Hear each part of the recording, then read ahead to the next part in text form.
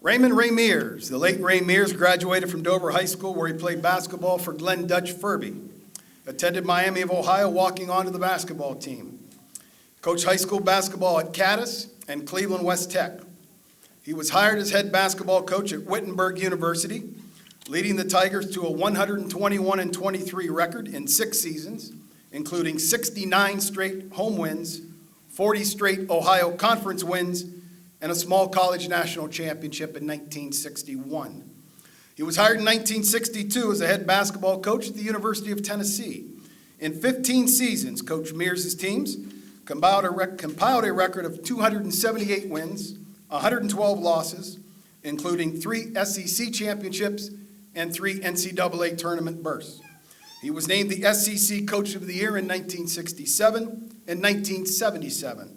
He coached NBA players Bernard King and Ernie Grunfeld and remains to this day the winningest coach in Tennessee men's basketball history.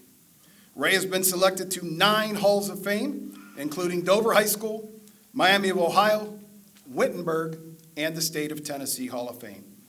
Accepting the honor, all the way from Greenville, Tennessee, on behalf of the late Ray Mears is his oldest son, Steve.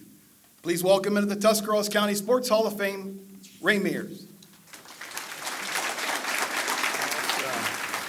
Told to keep my remarks somewhat brief, and that kind of brings it down to what I saw when I opened the program and read down there. So you may get a little deja vu, but I'm going to try my hardest to add a little color to the comments that were just made.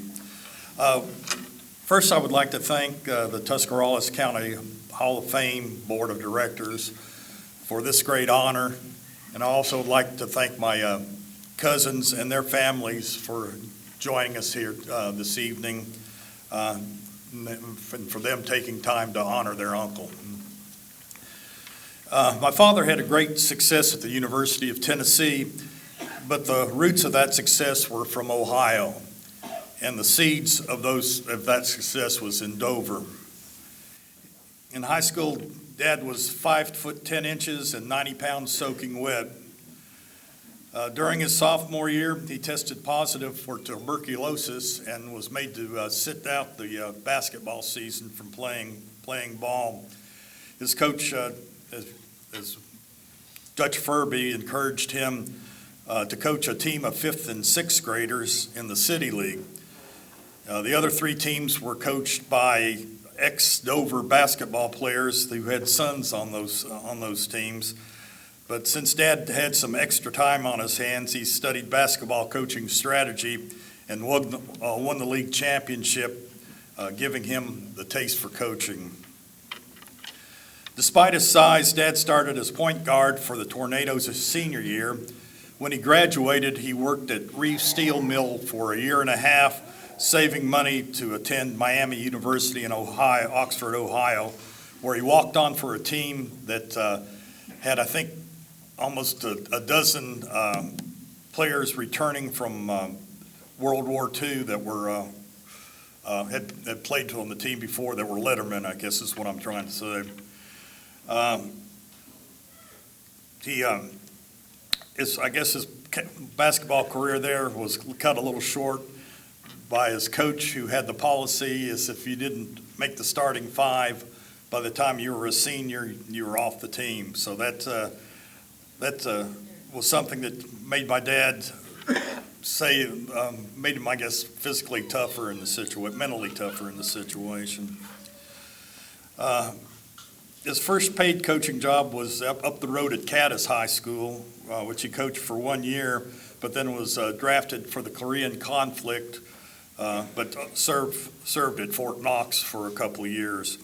After service, he got a coaching job at West Tech in Cleveland, and where he took the team to the Sweet 16 of high school basketball, but before losing to crosstown rival East Tech. And East Tech went on to advance to the Final Four before they lost to a Jerry Lucas-led Middleton team. Dad's next stop on his coaching journey was Wittenberg College, where he was hired as men's basketball coach ends coach on football and tennis director for a salary of $5,000. In his first his first days there, he went before a group of alumni and got up before them and predicted that Wittenberg was going to win the national championship. In 1961, that prediction came true.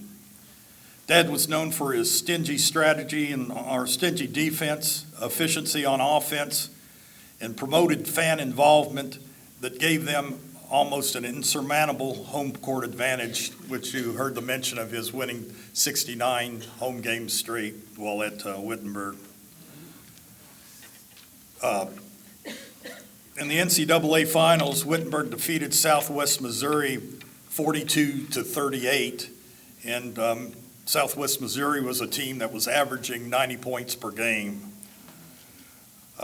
Terry Deems, also being honored tonight, was the high scorer and rebounder for the team, and Coach Eldon Miller was team captain, and I think they both played almost the whole entire game. I think there was only one substitute. 6 players played in that game that night.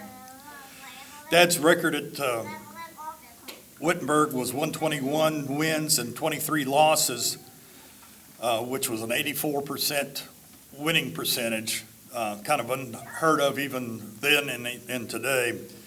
This got him featured in a Sports Illustrated issue, and which some of the coaches at University of Tennessee read that article, so that directly led to his being hired at the University of Tennessee.